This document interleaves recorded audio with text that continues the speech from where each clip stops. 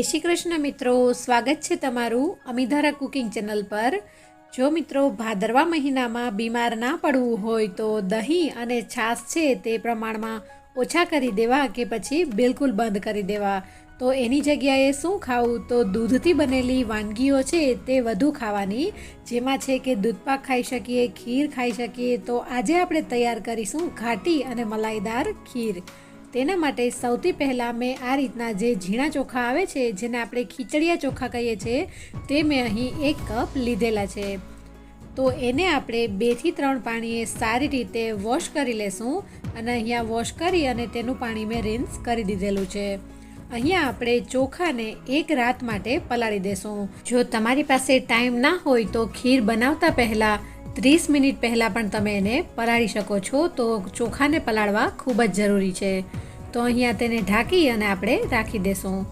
બીજા દિવસે સવારે આ રીતે ચોખામાંથી વધેલું બધું જ પાણી છે તે રિન્સ કરી દેવું અને અહીંયા ચોખાને તમે હાથથી દબાવશો તો તે ઇઝીલી તૂટી જાય છે। જો તમારી પાસે જીરાસર ઝીણા ચોખા ના હોય તો આ રીતે બાસમતી ચોખાને આખી રાત પલળ્યા બાદ હાથેથી મસળી દેશો તો તે નાના નાના ટુકડામાં ડિવાઈડ થઈ જશે। તો અહીંયા ચોખા પલળીને તૈયાર છે, વધેલું બધું જ પાણી છે તે રિન્સ કરી દેશું। ત્યારબાદ આ રીતની એક જાડા તળિયાવાળું પેન લીધેલું છે, તેમાં હું 3 કપ અને 1 લીટર જેટલું દૂધ છે તે એડ કરું છું। દૂધને પહેલાં સારી રીતે ગરમ થવા દેશું। અહીંયા મેં ફેટ ફ્રી દૂધ જ લીધેલું છે, મલાઈ વગરના દૂધમાંથી પણ એકદમ મલાઈદાર અને ઘાટી ખીર તૈયાર થશે। અહીંયા 1 બોઇલ આવી ગયા બાદ 2 ચમચી જેટલું દૂધ છે તે હું કેસરને પલાળવા માટે કેસરના થોડા એવા તાર લીધેલા છે તેમાં એડ કરી દઈશ। અહીંયા ગેસની હવે મીડિયમ ફ્લેમ કરી દેશું અને ત્યારબાદ જે પલાળી રાખેલા ચોખા છે તેને દૂધની સાથે એડ કરી દેશું અને અહીંયા તેને દૂધમાં જ સારી રીતે પાકવા દેશું। અને અહીંયા 1 ચમચી જેટલા ચોખા છે તેને મેં બાકી રાખેલા છે, તેનો ઉપયોગ આપણે આગળ જોઈશું। તો આ ચોખાને સાઈડ પર રાખી દેવા। અહીંયા દૂધ છે તે પેનના તળિયે ચોટે નહીં તે માટે ચમચાની મદદથી આ રીતે સતત 2 થી 3 મિનિટ આપણે તેને હલાવતા રહેશું। ત્યારબાદ તેને સાઈડના ગેસ પર કૂક થવા માટે છોડી દેશું અને અહીંયા આપણે એક પેન રાખેલું છે, તો તે પેનમાં હું 1 ચમચી જેટલું ઘી એડ કરી દઈશ। મિત્રો અહીંયા આપણે પહેલાં બધા જ ડ્રાય ફ્રૂટ્સ છે તેને સાતળી લઈશું।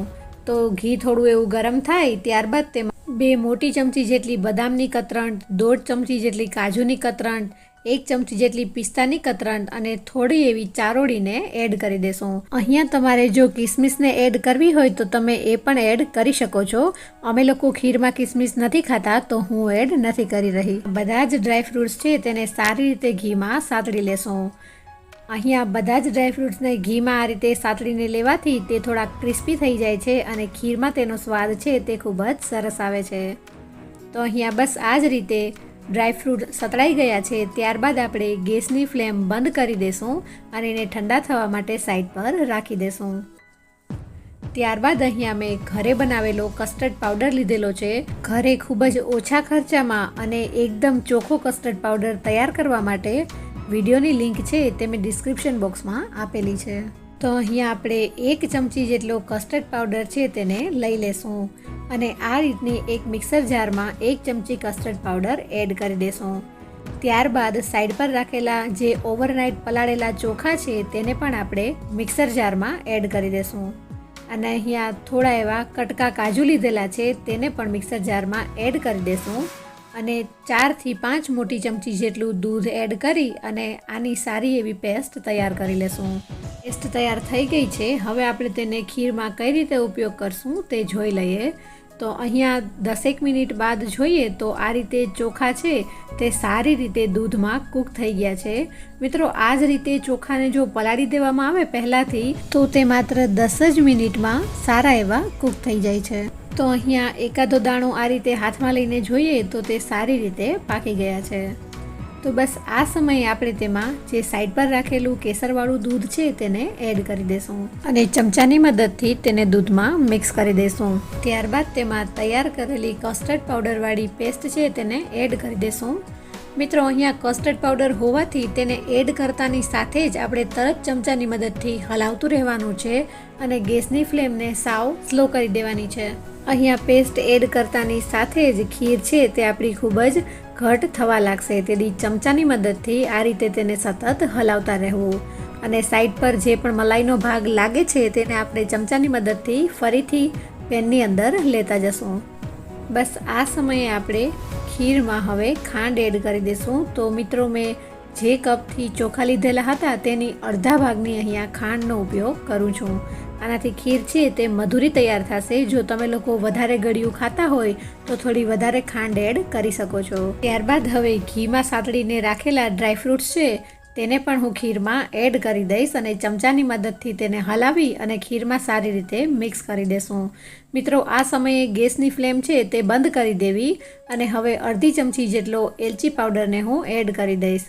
ડ્રાયફ્રૂટ્સ અને એલચી પાવડરને ગેસની ફ્લેમ બંધ કર્યા બાદ જ એડ કરવા, જેથી કરીને તેની ફ્લેવર છે તે જળવાઈ રહે. તો અહીંયા ચમચાની મદદથી બતાવું તો આ રીતે એકદમ ઘાટી અને મલાઈદાર ખીર તૈયાર થઈ છે. તો છે ને એકદમ સરળ રીત. મિત્રો, આ રીત પણ જો તમને હાર્ડ લાગતી હોય તો કુકરમાં કઈ રીતે ખીર બને છે તેની રીત પણ મેં અહીંયા ડિસ્ક્રિપ્શન બોક્સમાં આપેલી છે અને ચેનલનું પેજ વિઝિટ કરીને પણ તમે વિડીયો વોચ કરી શકો છો. અહીંયા એક બાઉલમાં તેને ટ્રાન્સફર કરી લીધેલી છે.